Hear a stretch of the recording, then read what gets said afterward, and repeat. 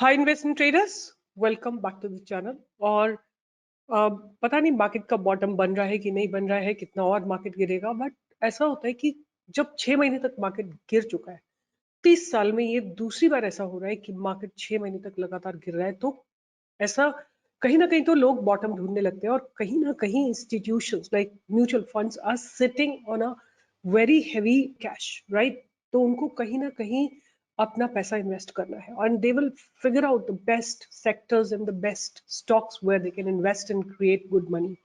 क्योंकि ऐसा नहीं है कि इन म्यूचुअल फंड्स को ये झटका नहीं लगा है जब से मार्केट गिर रहा है। तो ऐसा नहीं है कि म्यूचुअल फंड्स बिल्कुल एकदम जो उनका पोर्टफोलियो था वो बिल्कुल वैसे ही वैसे। और वी रिसेंटली उनको झटका लगा है इंडसइंड बैंक से। बहुत सारे पोर्टफोलियोज बहुत बुरी तरह से they have got a big hit by IndusInd bank. Anyway, in spite of that, there are some good stocks which are ready for an up move. और एक ऐसा सेक्टर जो बहुत फेवरेट है लोगों का, और जिस सेक्टर की लोगों को आदत लगी हुई है, राइट। मैं बात कर रही हूँ लिकर सेक्टर की। Those who have to drink will have to drink, like there is no other option for them. By hook or crook they will drink, right? And that makes this sector very very prominent. But हुआ क्या था, जो जनवरी से पहले वाला quarter था, इस जनवरी से पहले वाला क्वार्टर था, उसमें थोड़ी रॉबस्ट अर्निंग्स नहीं आई थी इस सेक्टर में, and hence the stocks have taken a little hit and they have fallen down. But अब क्या है, मैं काफी समय से ऑब्जर्व कर रही हूँ, there are 3 or 4 stocks which look very very promising, and I'm going to keep them on radar. One by one I'll share with them, but before I share the liquor stocks, I have some other stocks on my radar which look really promising.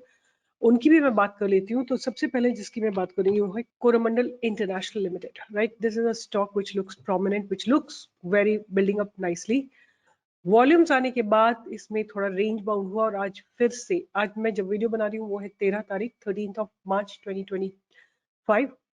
This stock looks ready for a fresh move up, and आप इसमें buying की opportunity ढूंढ सकते हैं 1810 के ऊपर। और rather I would से कि ये पूरा जो रेंज है ना 1760 से 1810 का, ये आपका रेंज है।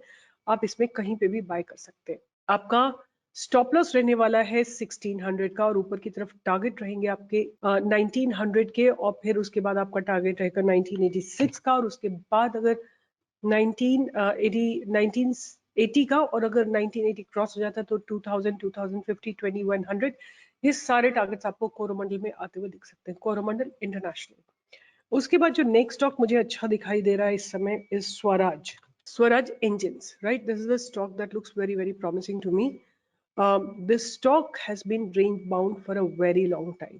बहुत लंबे समय से रेंज बाउंड था, और जब मार्केट गिरा है तो इसने अपने लो को ब्रेक करा है, दिस रेंज को ब्रेक करा है, डबल बॉटम लगाया, और अब ऊपर चलने की तैयारी में है।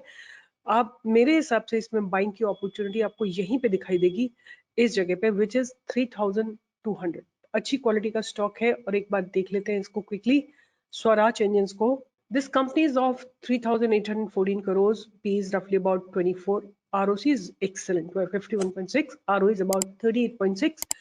And what exactly they do, they are basically manufacturers of diesel engines specifically for tractors in the range of 22 HP and 65 HP horsepower. And what I want to check here is if there is any other thing given to you. So their sales volume in year 25-24, the company achieved its highest ever engine sales volume of 1,38,761 unit, and year 23 the sale was 1,37 units, right? Look at the ROC and ROE, pretty good. And look at the positives: companies reduced debt free, dividend yield, ROC, ROE, everything is good, and except that the stock is trading 11.2 times book value, and company has delivered poor sales growth. That could be a concern. तो अगर हम देखते हैं 21 से लेके अभी तक इनके बहुत ज्यादा ग्रोथ नहीं आई है सेल्स में, but I can, it's a very niche segment, you know. Tractor segment is not that कि हर कोई खरीदेगा, बट हर कोई जो फार्मिंग कर रहा है वो खरीदेगा, राइट। तो थोड़ा सा सेक्टर जो है बहुत नैरो जोन में चला जाता है। और अगर हम इनके ऑपरेटिंग प्रॉफिट मार्जिन की बात करें तो इम्प्रूव हो रहे हैं धीरे धीरे, बट इम्प्रूव हो रहे हैं। 12% से बढ़ के 14% और 13% पे भी आए हैं। और नेट प्रॉफिट की बात करें तो although the sales haven't drastically gone up, but the net profits have gone up. And अगर आप ईपीएस देखेंगे, very very strongly positive, and consistency is maintained, right. अगर हम ईयर ऑन ईयर की बात करते हैं तो इन्होंने अपनी 12 साल में अपनी सेल्स को 566 टाइम्स के करीब करा है, अपने ऑपरेटिंग प्रॉफिट मार्जिन को भी 3 टाइम्स करा है, ऑपरेटिंग प्रॉफिट मार्जिन परसेंट को स्टेबल रखा है, which is a very big thing. And then अगर हम बात करते हैं डिविडेंड पे आउट की, they are doing decent dividend payout, EPS is continuously going up, right? तो it looks promising। और अगर हम बात करते हैं they're generating cash from operating activity, debtor is a very nominal। और अगर हम बात करते हैं कि what is happening, तो डीआईएस ने अपनी होल्डिंग को थोड़ा सा इंक्रीज किया, और जहां तक बात है प्रोमोटर्स होल्डिंग, वो ऑलमोस्ट कांस्टेंट है। तो एज आई टोल्ड यू कि आपके पास एक अपॉर्चुनिटी बनती है यहीं पे 3200 पे भी आप ले सकते हैं इसको, और इस रेंज में बाय कर सकते हैं 3200 से 2800, राइट? और अगर आप बात करते हैं ऐसे स्टॉक्स की जो कि इंडिया की फार्मिंग सेक्टर से कनेक्टेड है, आपको इसको कम से कम 5 से 10 साल के होराइजन पे लेके चलना चाहिए, राइट? तो ये मेरा दूसरा स्टॉक था। अब मैं आती हूँ लिकर सेगमेंट पे। तो सबसे पहला स्टॉक मेरे रडार पे रहेगा United breweries, right? United breweries, that's going to be the first stock that United Spirits, sorry, United Breweries नहीं, United Spirits Limited, right? Here is United Spirits। आप देख सकते हो आपके सामने लगा हुआ chart, how beautifully the head and shoulder pattern is being formed। आप इसको थोड़ा छोटे टाइम फ्रेम पे देखेंगे तो आपको क्लियर दिखेगा। आई वुड से 4 आवर्स पे आप देखो, एक shoulder, head and then another shoulder, और अब ये रेडी है इसको ब्रेक करने के लिए। आपको बाइंग की अपॉर्चुनिटी दिखेगी 1360 के ऊपर, समवेयर हियर 1365 के ऊपर, और आपका स्टॉप लॉस रहने वाला है कुछ 1300 का। 60 पॉइंट्स का स्टॉप लॉस रहेगा। टारगेट आपका पहला 30 पॉइंट्स, फिर 60 पॉइंट्स, फिर 90 पॉइंट्स, फिर 120 पॉइंट्स। रडार पे रख सकते हैं आप यूनाइटेड स्पिरिट्स को। अच्छा लगता है, एफएनओ का स्टॉक है, तो ज्यादा फंडामेंटल्स आपको चेक करने की जरूरत नहीं है। उसके बाद जो नेक्स्ट नंबर पे मेरे पास आता है वो आता है associated alcohol and beverages. This is the stock that I am talking about.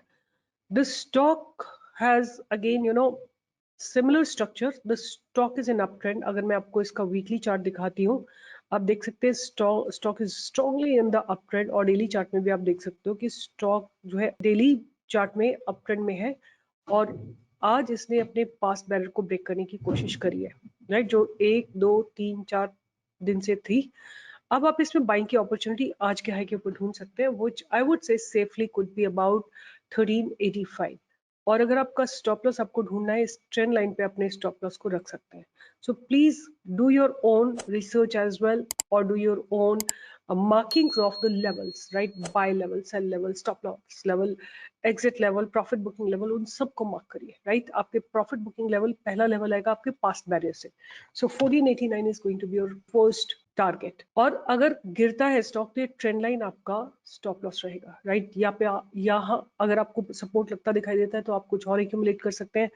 Break कर देता है तो ऊपर की तरफ आपको टारगेट मिल जाता है, और इस तरह से आप अपनी पोजीशंस को क्रिएट कर सकते हैं। और लास्ट स्टॉक जो मेरा रहेगा वो रहेगा सोम डिस्टिलरीज। सोम डिस्टिलरीज में आज बहुत बढ़िया ब्रेकआउट आया है एसडीबीएल में, और it has broken the past barriers, right? I would say now our entry is going to be above this place, जो आज का हाई है, और आप देख सकते हो कितना लॉन्ग कंसोलिडेशन इसमें हुआ है, राइट? सो अब बाइंग की अपॉर्चुनिटी अगर आपको ढूंढनी है तो 128 या 129 या 130 के आसपास आप बाइंग कर सकते हैं, with stop loss being at about 110 और सो, और ऊपर की तरफ आपको 140 150 148 के टारगेट्स तो जरूर दिखते हैं, 150 के टारगेट्स भी दिखते हैं, और अगर 150 क्रॉस हो जाता है 155 और 160 के टारगेट भी आपको आते हुए दिखाई देंगे। तो again let me just reiterate the stocks that I've discussed here is Coromandel International, Swaraj Engines, then we have talked about United Spirits, Associated Alcohol and Som Distilleries। 3 liquor sector के stocks हैं और 2 general stocks हैं। इनको radar पे रखिए, और हो सकता है आने वाले कुछ दिनों में आपको ब्रेकआउट मिले, हो सकता है निफ्टी थोड़ा पॉजिटिव हो जाए, बिकॉज आज भी निफ्टी ने 73 पॉइंट्स नेगेटिव क्लोजिंग दी है। हालांकि internationally the markets were pretty positive, the news was positive, that the inflation has kind of melted little bit, but somehow Nifty couldn't sustain itself। But anyway, आज expiry का day भी था, कल होली है, 14 जैसा होली, क्योंकि मैं वीडियो 13 को बना रही हूँ तो 14 की होली है, 15 16 भी छुट्टी है, 3 दिन छुट्टी है। तो मंडे को देखिए किस तरह का ब्रेकआउट आता है, किस तरह का मूवमेंट आता है। Keep learning about stock market, because this is a place where a huge amount of money is there। You just need to come with a view and take out the money that you desire। I'll be signing off from here. Take care, and we'll meet in the live market on Monday.